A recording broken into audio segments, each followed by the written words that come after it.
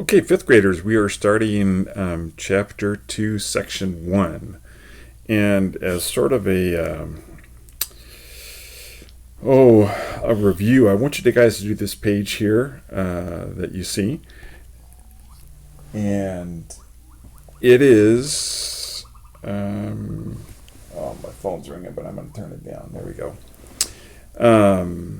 I'll show you in the video. I'll scroll up and you can see the whole thing. But it's numbers 1, 2, 3, whoops.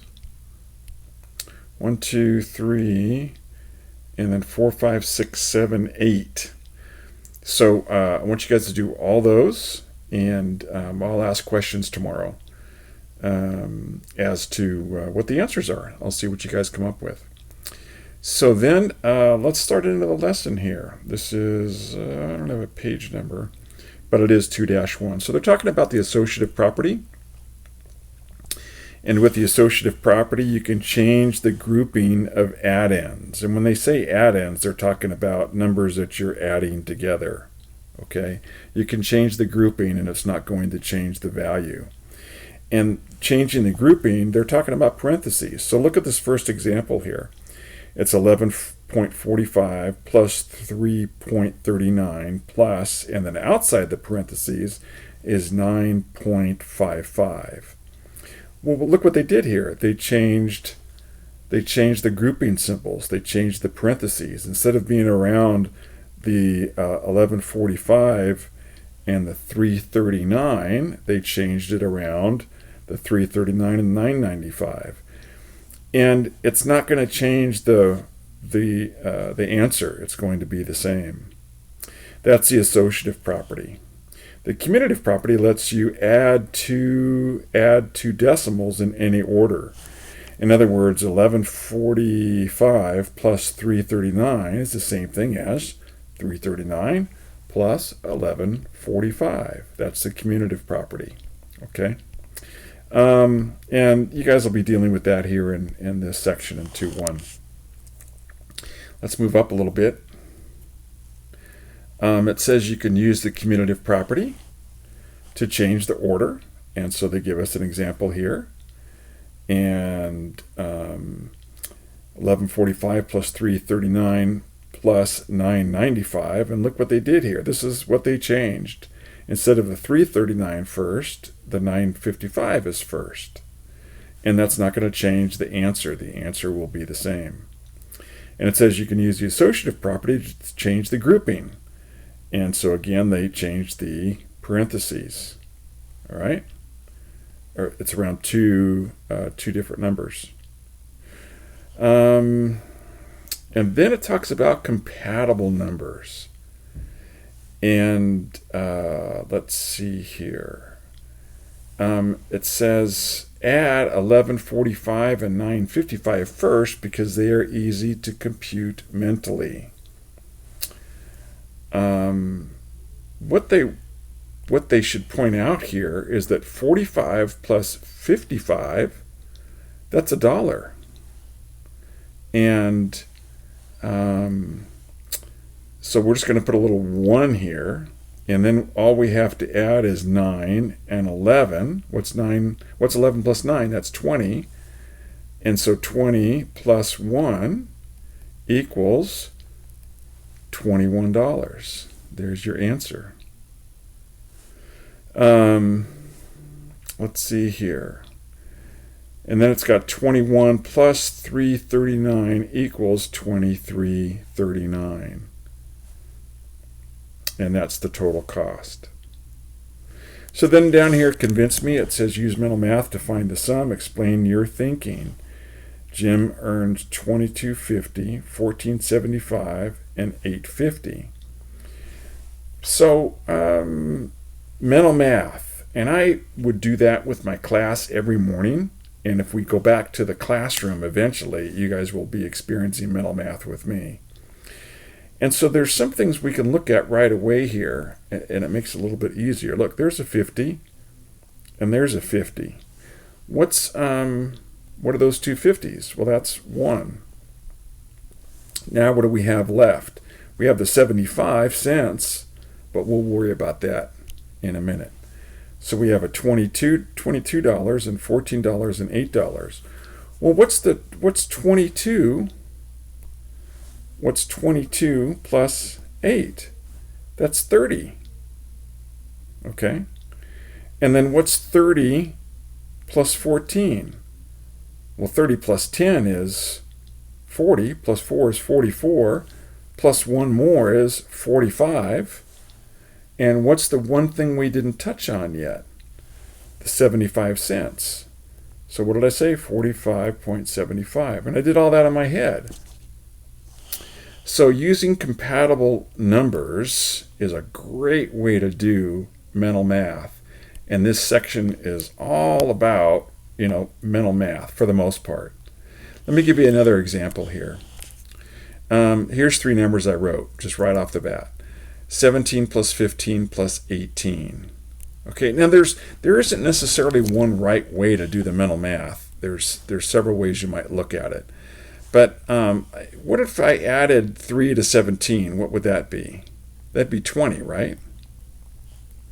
What if I added 5 to 15? What would that be? Well, that'd be 20, right? What if I added 2 to 18? What would that be? That'd be 20, right? What's 20 plus 20 plus 20? That's 60. That was easy. Okay. Now, what is 3 plus 5 plus 2 equal? Well, 3 plus 5 is 8, plus 2 more is 10. So if I subtracted that 10, what's my answer? 50. Now, when you get good at this, you can just do this in your head. But this is just one variation of using compatible numbers. All right? And they give you another example here that I'm actually not going to worry about.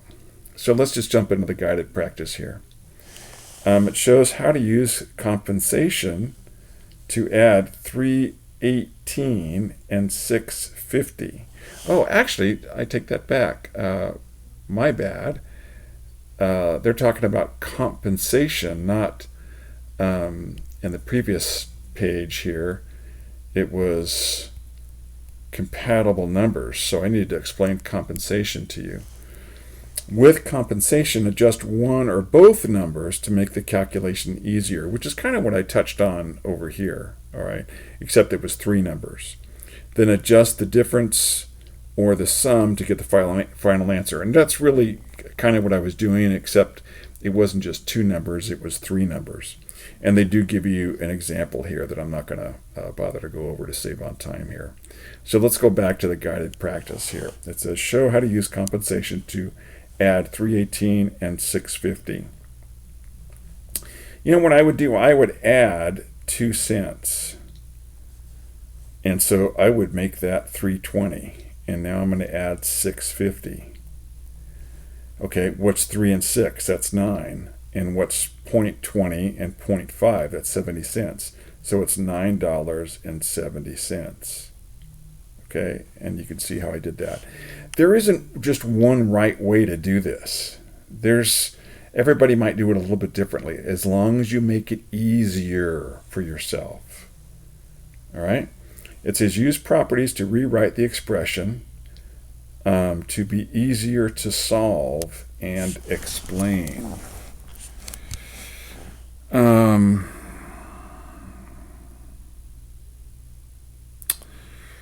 Well, you could do, let's see here, how about 13 plus 7.4, okay, and that equals, well, what's 13 and 7? That's 20, so that'd be $20.40. Okay, what did we leave out? We didn't add the 463. So how about adding $4.63? So that's going to be what? 20 and 4. That's $24. And then adding 40 cents and 60 cents is $1. So that actually would be $25. And what's left over? There's 3 cents left over, right? let's see here. This is under the do you understand. So do they want us to go that far? I think so. And did I do that right? Let's do it the old-fashioned way and see if I did here. So it's going to be, let's see here, 4.63 and 7.4. Notice how I'm lining up the decimals. And 13. Okay, and I'm going to put some 0 placeholders there so I don't make a mistake. So that's going to be 3. That's a 0. Carry the 1. That's 10. That's 15. Carry the 1. 2503, which is what I was going to end up with right here, but I didn't quite finish it. 03. So that is correct. Number 2 is kind of a hard one for them to just throw at you like that. But I think we had the right idea. So you guys do mental math to add or subtract these. 3 through 6. You guys can do those. Independent practice. What do we got here? Use mental math to add or subtract. All right. So just think about adding or subtracting these to make it easier. Let's look at number 9 together. Let's see here. Here's a 25 and here's a 75. What's that going to be? That's going to be $1 right there. What's that leave? So if I finish that 75 and I finish that 25, there's a 99. Maybe I'll just set that aside for the moment. So what's 18 plus 7? 18 and 7, that's 25, plus 4 more is 29, right? And then the 25 and the 75, that's $1 right there, so that's now 30. And then the 99 cents, it's going to be 30.99 will be the answer to number 9. Okay. So just use mental math to add or subtract and do these kinds of problems.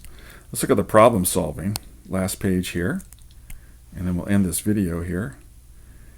Use compensation or mental math to find the sum. Okay. Well, I immediately see an 05, 5 cents, and a 95 cents. What's that going to be? That's going to be $1 right there. I'll just set that aside. I'll not worry about the 99 for now, but I see a 3, and a 6 is 9, plus the 1 is 10, plus 4 more is what? 14. It's going to be 14.99 if we're adding all those, and that kind of looks like what we're supposed to be doing. Okay, don't forget the $sign. Okay, I think you can do the rest of these on your own. 3 different days. She buys. How much money will she have left over? So in this one, there's going to be a couple steps here in 16. You're going to have to add them and then see how much money she has left over. So there's a couple steps you got to do. And then 18, it says, when finding the difference of two numbers mentally, can you use the commutative property for number 18? No. Difference is subtraction. No, you can't use it for subtraction.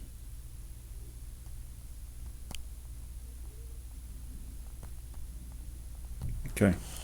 All right, that's it. I'm going to end this video, and I will see you guys tomorrow.